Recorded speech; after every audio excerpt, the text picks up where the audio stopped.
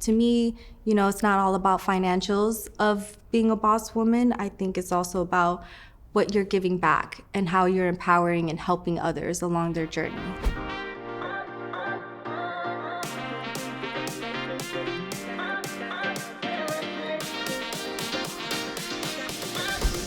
I am Meg Scoop. My name is Keeta. My name is Treasure Cooper. My name is Jazz. And this is my Curlfession. The definition of a boss to me is any woman who is doing her thing, okay? She takes care of her career, all right? She's doing her stuff. She's out here loving on herself. Self-care is 100% important to her. Her mental health, top tier, she's working on that. Physically, she's trying, okay? She may have a little extra pounds because she just had a baby, but she's still trying. You know what I'm saying? And also what she gives back to other people. I think people miss that when it comes to a boss. The whole thing about a boss is that you have people that follow you or look up to you. And if that's the case, you do have a responsibility to help them. You have a responsibility to reach back and be like, what you need? I got you, sis. I'm bringing you, come on. So if that part is missing, I don't know if women can actually say they're a boss. You ain't helping nobody. I think I came into knowing I was a boss probably like 33. And the reason I say that is because that was actually right when I had my first child. I looked at the world a little different because now I was responsible for somebody. Before I was doing everything for myself. I was like, I've gotta make it in life. But like when there's a little person depending on you, it's like, no, I am going to make it in life. There's a different hustle that comes with it.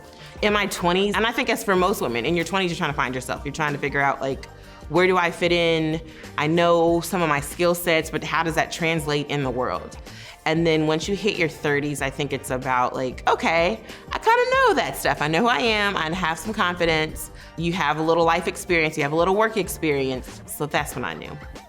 I don't really identify as being a boss bitch or a boss queen, just because in the boardroom, it's gonna be all genders regardless. So it's an even playing field in my eyes, and I definitely wanna be at the highest level and compete with the highest level people. Tactical reasons, I think that being a boss is understanding all levels in your business.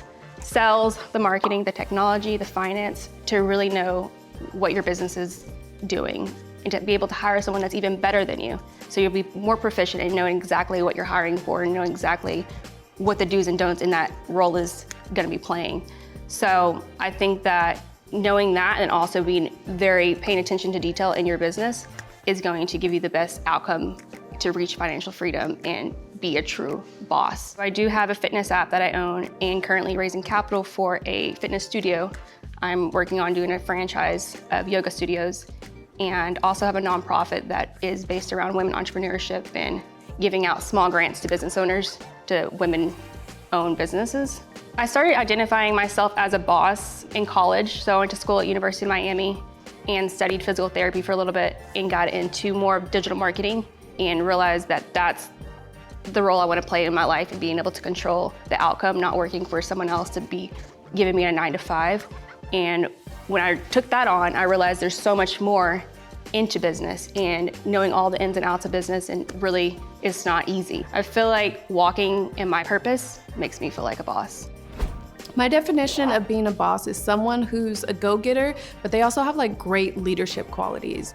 And I think you could be a go-getter without that, but then you also have to be like present and aware and intellectual, 10 steps ahead. I recognized those qualities my senior year of high school, because I was just so focused on what I was 100% positive my life would never be.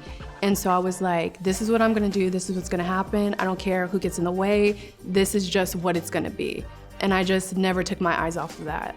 That mindset 100% has everything to do with being a boss. Spirituality, what type of person you are, even if you're not spiritual, but just what type of person you are, how you treat others, the respect you show others, just like common decency, all play into it. I think it's like working on a team like I'm pretty sure anybody could relate.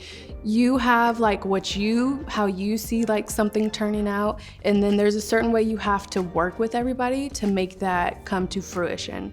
Trying to communicate with others in a respectful way, but then also thinking 10 steps ahead, like, hey, if we do it this way, then we could avoid ABC later down the road. And just trying to get them all on the same page without resulting to like insults or anything like that.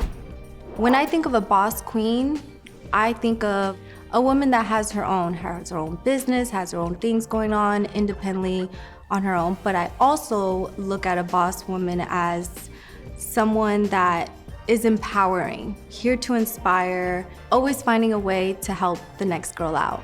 So to me, it's not all about financials of being a boss woman. I think it's also about what you're giving back and how you're empowering and helping others along their journey. On my journey, I started identifying myself as a boss when I realized that I was stepping into that role of influencing and inspiring other girls to start their curly hair journey. And what I've realized that a lot of girls have followed me for. I think now stepping into like another industry of being in aviation, being a corporate flight attendant, that's also now inspiring girls to go and, seek a job like that. But I just feel like there's also different levels. I would say I'm a boss, but I feel like there's so much more to that I still need to reach and touch on. My name is Treasure Cooper. My name is Jazz. I'm Keeta. I am Meg Scoop. And this is my Curlfession. Okay, here we go. Curlfession. Wait, how many times is that? Hey you guys, what's up? I'm Ava Pearl, founder of Curly Culture, a community for people with all types of curly hair, from a 2A to a 4C. Let us know what you guys want to see in the comments below, and we'll see you guys on our next episode. And don't forget to like, share, and subscribe to the channel.